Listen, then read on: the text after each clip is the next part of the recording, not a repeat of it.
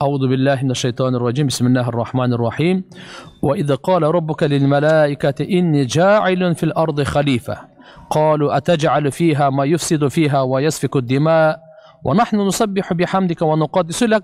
Qala inni a'lamu ma la ta'lamun. Estegen al vaqti kaçan senin Robun aytqanda Allah subhanahu ve taala peygamberimizge aytıtat. Sen estetipçi Adam aleyhissalamның жаралуысы боюнча эстети. Ошол убакта Алла Таала периштелерге айткан экен. Не деп? Мен жерде орун басарды жаратуучумун. Халифа деп. Халифа деп Алла Тааланын өкүмдөрүн жүргүзүүдө жараткан Алла Тааланын орун басарын айтат. Бу дүйнөдө наибун фи танфизи авамириллахи фил ард. Мына ушуну халифа деп коет тугандар. Бунун мааниси халифа деп демек орун басар же болбосо яхлуфу бa'da дейт. Бирин артынан бири келе турган бир махлукту жаратуучумун. Адам алейхиссалам кетти, ал кетти, баласы, анын баласы, муундан муунга, кылымдан кылымга, ушуну да халифа дейт. Халифа деген бирин артынан бири келгенде дагы халифа деп коет деген. Буну Allah subhanahu wa ta'ala bu жерге периштелерге айтып атат. Адам алейхиссалам жана зуррият бирин артынан бири келе тургандар. Кур'ан-ы Каримде "Ва хуаллази жа'алакум халаифал ард" деп та келет да. Халифанын көпчүлүк түрү халаиф. Демек жердеги ушул бирин артынан бири келе тургандарды жаратуучу деп. Атак мисалы бу дүйнөдө жараткан Алла Тааланын өкүмдөрүн ким жүргүзө турган болсо, өкүмдөрүн аткара турган болсо, ошол Алла Тааланын жер бетиндеги халифасы деп аталып калатына.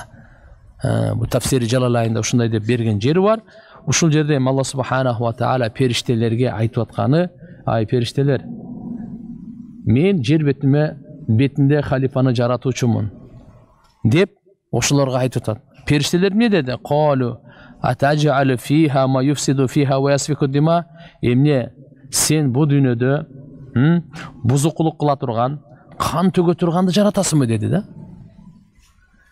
Периштелердин буга Алла субхана ва таала периштелерге мындай суроо бергени, бул периштелердин кандай десем, оюн билиш үчүн эле мындайчы. Буну данышмандыгы периштелер айтып атканы, периштелер кандай дейт экен депчи. Ал эми периштелер болсо Алла субханаху ва таалага айтканы бул Аллага каршы чыкканы эмес. Бу Алла Тааланын данышмандыгы. Адам алейхиссаламдын жаралуусуна көрө албастык кылуудан эмес. Ошон үчүн бул жерде айтып атпайбы? Эмне жер бетинде бузукулук жана кан төгө турганды жаратасыңбы депчи. Ушул жерден билейли да. Булар каяктан билди? Жарал электен алдын эле адам баласы келет дагы бу дүйнөгө бузукулук кылат. Жана адам баласы келет дагы бу дүйнөгө кан төгөт. Az кан төгөлөр болуп атабы, болбой эле турабы? Болуп атат. Бүткүл дүйнөдө бузукулукчу болуп атат. Булар периштелер Адам алейхиссалам жарал эле келе мурда кандай десе, кээ бир алымдарыбыз айтат, жиндерге салыштырып айтты дейт да. Себеп жиндер бизге чейин алар жер бетинде жаралып, бузукулук кылып, кан төгүшкөн. Кийин Алла субханаху ва таала анан кийин буларга болсо азап жиберген. Мынакей Абдулла ибн Амр радыйаллаху анху айтат: "Канатил джин qabla Адам bi 1000 am." 2000 жыл мурда Адам алейхиссаламдын жаралуусунан мурда жиндер болгон экен. Ошолор кан төккөн экен. Кийин Алла Таала периштелердин бир аскерлерин жиберип, алардын бардыгына азаптап, анан аларды жазиратул бухур деп коет, деңиздерди тиги наркы островторго апарып туруп ыргытып жок кылган экен да. Демек кээ бирлердин айтканы ошолорго салыштырмалуу айтып койду го дейт да. Булар деле келип алып туруп ошондой кылат го дегендей кылыпчы, Эми айтып атат, биз сени арулайбыз дейт. Периштелер айтып атат. Биз сени улуктайбыз. Биз сага мактоо айтабыз дейт. Мынакей. Ва нахну нусаббиху бихамдика ва нуқаддису лак. Алар ушундай жаратасыңбы дегендечи, ошондо Алла Таала айтты: "Qala inni a'lamu ma la ta'lamun." Мен билгенди силер периштелер билбейсиңер деди. Мен билгенди силер билбейсиңер деди мынакей. Wa 'allama Adama al-asma'a kullaha thumma 'aradahum 'ala al-mala'ikati faqala anbi'uni bi asma'i ha'ula'i in kuntum sadiqin. Алла Таала Адам алейхиссаламды жаратып туруп, кийин бардык нерселердин аттарын үйрөтүп койду. Бардык нерселердин аттарын үйрөттү Адам алейхиссаламга. Эң биринчи мисалы мынаны караңыз. Бул микрофон экенин ким айтты? Бул китеп экенин ким айтты? Бул мечит экенин ким айтты? Бул шапка экенин ким айтты? Бул жай намаз экен, бул мурун экен, бул көз экенин ким айтты? Ким билдик? Орусча бул глаза. Бул каяктан ким айтты сага глаза бул? Бул мүмкүн бул картошка эмес. Мисалы да эмне? Демек, бардык нерселердин, бардык тилдерди Адам алейхиссалам билген.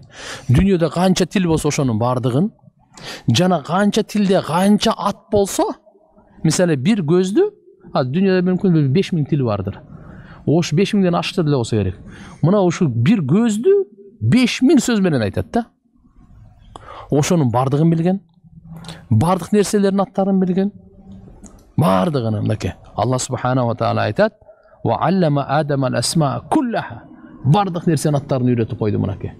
Алла Таала өзү таалим берди Адам алейхиссаламга, өзү үйрөттү. Жана периштелерге сунуштады. Кана периштелер силер дагы ушунун аттарын айткылачы, билесиңерби? Алар не дешти? Эгер Алла Таала айтат: "Кабар бергиле ушул нерселердин аттарын, эгерде силер чынчыл болсоңор сөзүңөрдө."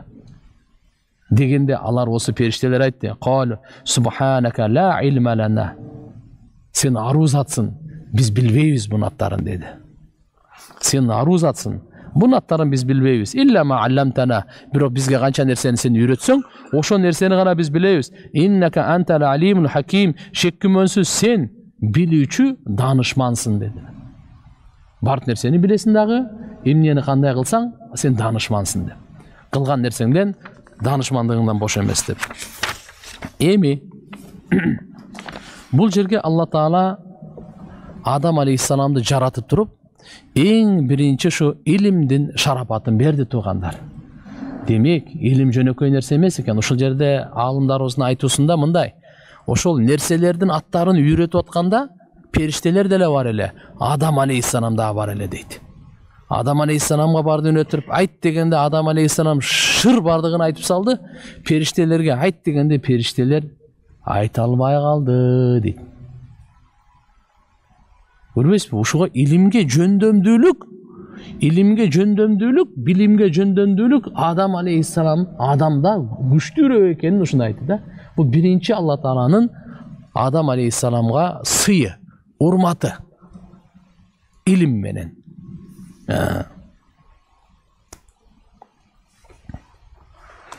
Бухариде келет, Анас ибн Малик радıyallahu anh rivayet var, Peygamber sallallahu aleyhi ve sellem aytat: "Yectemi'un el-mu'minun yevmen kıyama feyekuluna law istashfa'na ila rabbina feyatuna Adam feyekulun ente abul beşer halakakallahu biyadihi ve ascada laka malaikateh ve allamaka asma'a kulle şey."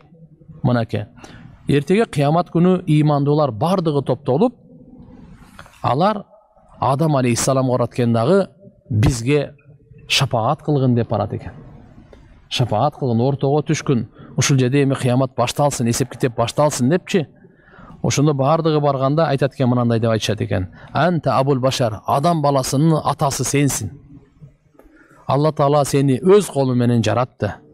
Сага периштелери сажда кылдыртты. Жана сага бардык нерсенин аттарын үйрөтүп койду" депчи. Мына ушул Сахи Бухариде дагы риваятта ушу келип атканы, бардык нерсенин аттары Адам алейхиссалам билген. Дүйнөдө канча ат болсо, канча тил болсо, ошонун бардыгынын аттарын Алла Таала Адам алейхиссаламга туугандар үйрөткөн. Эми периштелерге сунуштаганда периштелер буну билбей калды. Хасан Басри рахматуллахи алейхи айтат: Адам алейхиссаламды жаратарда периштелер айтты эле, эмне деп? Робубуз бизге окшогонду жаратпайт го, биз эң билүүчүбүз деген бир сөзү кетип калган экен да. Ошон үчүн ин кунтум садикин, эгерде чынчыл болсоңор ошо сөзүңөрдө анда айткылачы деди эле. Алар айтышты, эмне деди? Биз билбейбиз деди. Мына биз билбейбиз деди. Бизге канча үйрөтсөң ошону эле билесиң деп. Кала я Адам амбихум би асмаихим. Андан кийин Адам алейхиссаламга айтты. Алла үйрөттү, бардыгына тегиз эле үйрөткөн. Периштелер айткыла дегенде периштелер айта алган жок. Бир гана сен үйрөткөнчөлүк эле айта алабыз деп. Адам алейхиссаламга Алла таалам айтканда ушулардын аттарын айт дегенде баарына фаламба амбахум би асмаихим, качан Алла таала ошо нерселердин аттарын бардыгын айтып койгондо Адам алейхиссалам кала алам акул лакум инни а'ламу гайбас самавати вал ард ва а'ламу ма тубдуна ва ма кунтум тактумун. Мен силерге айтпадымбы, эй периштелер? Мен асмандардын жана жердин гайыбын билүүчүмүн. Жана силер жашырган нерсени, силер ачык кылган нерсени да, жашырып жаткан нерсеңерди да билүүчүмүн деп. Демек, Алла субханаху ва таала биринчи сыйы Адам алейхиссаламга эмне болду? Илим болду, туугандар. Экинчи сыйын угуп коюңуз. Wa idh qulna lil malaikati isjudu li adama fasajadu illa iblisa aba wastakbara wa kana minal kafirin. Жана Алла таала буйрук бердик дейт. Периштелерге силер Адамга сажда кылгыла деп. Бардыгы сажда кылышты. Бардыгы сажда кылды. Илля иблис сажда кылбай койду.